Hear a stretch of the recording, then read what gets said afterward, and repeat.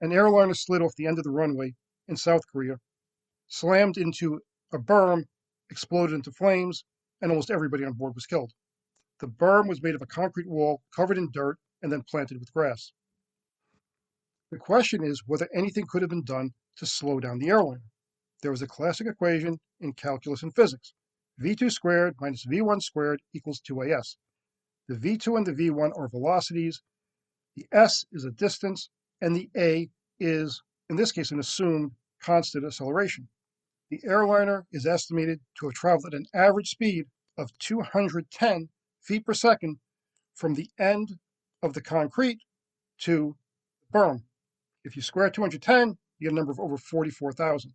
With some losses from friction, at the end of the concrete, the V squared would be 45,000 to 46,000. The distance to the berm is 460 feet.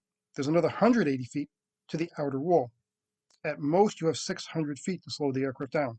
If you multiply it by 2, 1,200, divide it into the 46,000, you get a number of almost 38.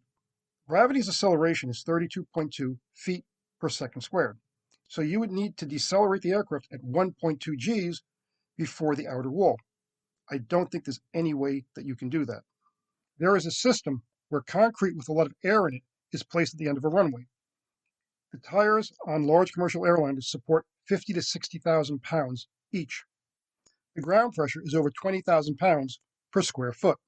And the idea is that at that level of loading, the tire breaks into the concrete and drags through the concrete, producing high amounts of drag and slowing down the aircraft. It's been used at a number of airports and it works pretty well.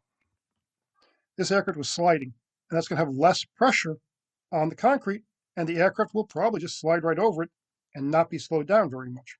Another possibility for slowing down the airliner would be a system of flexible barriers. The barriers would be anchored at their front end and left free at their back end so that they can move, slide, and deform under loading to absorb energy. The problem with that is you can't slow the airplane down very much. That force hitting the front end of the airplane could break up the fuselage, particularly with repeated blows. So how much you can actually slow down the aircraft is pretty limited. It might be no more than, in terms of V squared, maybe no more than 1,000 per barrier. If you have 46,000 V squared, you would need 50 barriers. You can't place them closer than 25 feet because there needs to be aisles between them so that emergency vehicles can turn at 90 degrees and approach an aircraft that's in the middle of them. That would mean the entire length of them would have to be over 1,200 feet.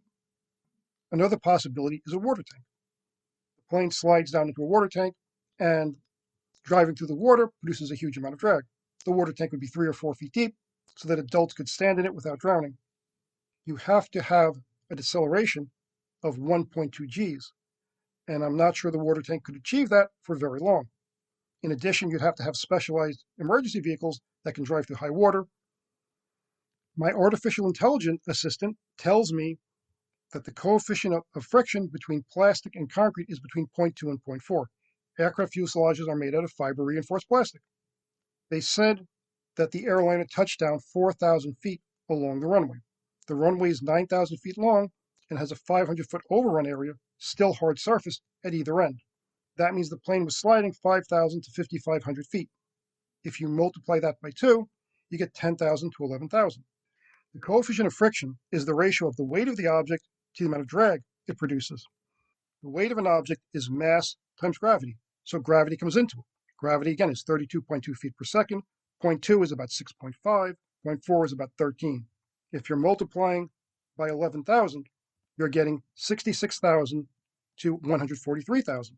If it's 45,000 or so, you're getting a number between 110,000 and 190,000 for V squared. 110,000 is 330 feet per second, 220 miles per hour, 460 kilometers per hour, about 190 knots. I love unit conversions. 190,000 is over 400 feet per second, or 270 miles per hour. There is an equation for the lift of an aircraft. In US practice, it's written as 1/2 mass density of air times the coefficient of lift times the area of the wing times V squared. If you leave out the area of the wing, you get a number which is called the wing loading, which is the weight of the aircraft divided by the wing area, at least the nominal wing area. The coefficient of lift is proportional to the effective angle of attack. For each 1 degree in effective angle of attack, the coefficient of lift increases by 0.1. So at a 10-degree effective angle of attack, the coefficient of lift is 1. The numbers I have for a 737-800 is its empty weight is 91,000 pounds, its maximum landing weight is 144,000 pounds, its maximum takeoff weight is about 170,000 pounds, and has a wing area of 1,341 square feet. That means that at landing, its maximum wing loading is 110 pounds. At takeoff, it's 130 pounds. And cruising at 38,000 feet, it probably has a wing loading somewhere around 120 pounds. The mass density, rho, is 1/800 at sea level standard conditions. It's actually 1/793. 1/800 is close enough. The density of air halves at about 22,000 feet. And at 38,000 feet, it's down to about 0.3 surface pressure. 737 is going to have a cruising speed of about 800 feet per second. Square that and then divide by 800, and you still get a number of 800. Multiply it by the 0.3 number, and you get a number of 240. There is another term called Prandtl-Glauert. At high speeds, because of compressibility, the wing produces more lift, and that will give you a bonus of about 1.5. So at a coefficient of lift of 1, so it would produce about 360 pounds per square foot, you need 120 pounds. So the coefficient of lift is about 0.33, so you need an effective angle of attack between 3 and 3.5 degrees. And that is going to be the set point of the wing. At altitude, commercial airliners are designed to fly with their fuselage directly into the wind to minimize drag. The wing is designed to maintain the speed and altitude with the fuselage aimed directly into the wing. That means that the coefficient of lift of the wing is set by the altitude and speed of the aircraft. There are several different ways that you can set the coefficient of lift of the wing.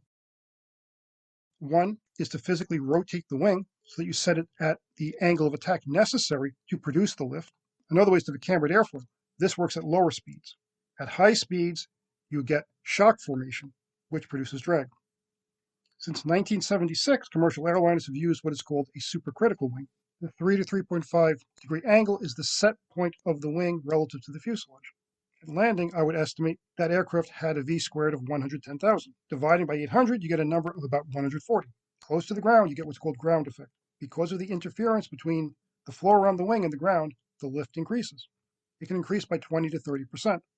So you can have a number closer to 180 pounds of wing loading. You need 110. That's a coefficient of lift of 0.6. If the set point is 3 to 3.5, the entire body of the aircraft would have to be rotated upwards about 3 degrees, which I think is fairly consistent with the accident. If the pilot had had the full 9,000-foot runway, you multiply that by 2, you get 18,000. I think the available evidence shows the coefficient of friction was probably around 0.2. That's 6.5 feet per second squared. Multiply by 18,000, you get a number of over 110,000. That is enough to dissipate the energy of the airliner. So if the pilot had used the full runway, he probably would have come to a stop before the end of it. One of the problems with that, though, is that you're sliding over the concrete. The fuselage plastic is being eroded. I don't know how long you can slide before the fuselage is being ripped open. The pilot came to the end of the hard surface with V-squared of probably 45,000 to 46,000.